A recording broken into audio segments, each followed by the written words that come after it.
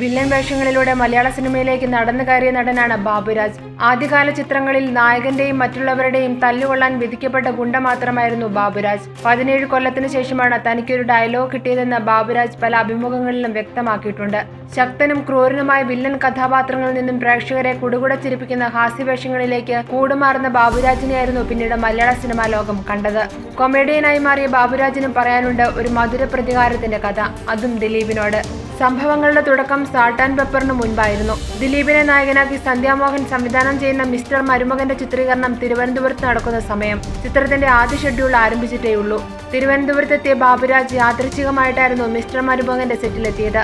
Super hit തിരക്കഥാകൃത്തുക്കളായ Udayakrishna, CBK Thomas ആയിരുന്നു ചിത്രത്തിന് തിരക്കഥ ഒരുക്കിയത്. തനിക്ക് വേഷമൊന്നുമില്ലേ എന്ന് ബാബുരാജ് സംവിധായകനോടും ദിലീപിനോടും ചോദിച്ചു. അവസരം ചോദിച്ച ബാബുരാജിന് മറുപടി നൽകിയത് ദിലീപായിരുന്നു. വില്ലന്മാർക്ക് ഈ കോമഡി ചിത്രത്തിൽ എന്ത് കാര്യമെന്നായിരുന്നു ദിലീപ് തമാശ രൂപേണ ബാബുരാജിനോട് പറഞ്ഞത്. ബാബുരാജ് അവിടെ നിന്നും മടങ്ങി. അന്ന് വില്ലന്റെ ഇമേജ് ആയിരുന്നു താരത്തിന്.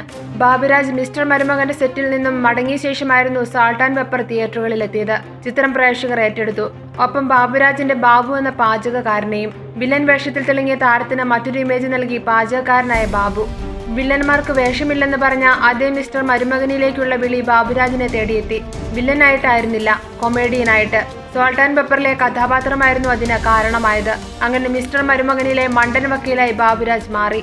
മലയാളത്തിന്റെ ഹാസ്യ സാമ്രാട്ട് ജഗതി ശ്രീകുമാർ അവതരിപ്പിക്കേണ്ടിയിരുന്ന വേഷമായിരുന്നു മിസ്റ്റർ മരുമകനിലെ മണ്ടൻ വക്കീലിന്റേത്.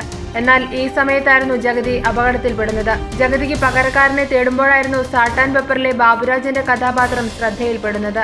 വില്ലന്മാർക്ക് വേഷമില്ലെന്ന് പറഞ്ഞ അതേ ചിത്രത്തിലേക്ക് വില്ലനല്ലാതെ ഹാസ്യതാരമായി താനെത്തി. അത് തനിക്ക് ദിലീപിനോടും സംവിധായകൻ സന്ധ്യാമോഹനോടുമുള്ള മധുര പ്രതികാരമായി എന്ന് ബാബുരാജ് പറയുന്നു. For latest news, like it, share it and subscribe to Stars Sun News.